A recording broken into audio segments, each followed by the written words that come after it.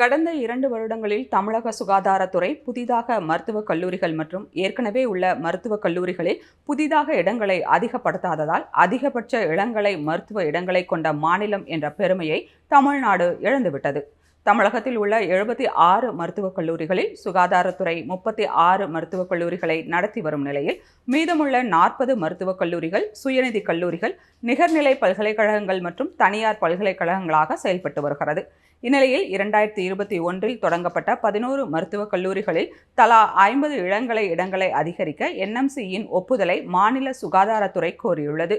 இது நடந்தால் தமிழ்நாடு 36 அரசு மருத்துவக் கல்லூரிகளில் 550 MBBS இடங்கள் அதிகரித்து 2025-26 சேர்க்கைக்கான இடங்களை 5600 உயர்த்தும் என்று மருத்துவக் கல்லூரி இயக்குநர் டாக்டர் ஜே சங்குமணி முன்னதாக தெரிவித்திருந்தார்.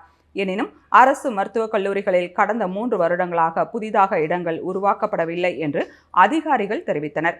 தமிழகத்தின் மருத்துவக் கல்லூரிகளின் நிலை குறித்து பேசிய மாநில சுகாதாரத்துறை அமைச்சர் மா. சுப்பிரமணியன், 6 மாவட்டங்களில் புதிதாக மருத்துவக் கல்லூரிகளை ஆரம்பிக்க மத்திய அரசிடமிருந்து நிதி கோரப்பட்டுள்ளது. தமிழகத்தின் ஒவ்வொரு மாவட்டத்திலும் ஒரு மருத்துவக் கல்லூரியாவது இருக்க வேண்டும் என்பதுதான் தமிழக அரசின் கொள்கை. இது தொடர்பாக மத்திய சுகாதாரத்துறை அமைச்சரை சந்திக்கும் ஒவ்வொரு முறையும் கோரிக்கை வைக்கப்பட்டுள்ளது. மருத்துவக் கல்லூரிகளை கட்ட இடங்களை அடையாளம் காண மாவட்ட ஆட்சியாளர்களுக்கு உத்தரவிடப்பட்டுள்ளது என்று தெரிவித்தார்.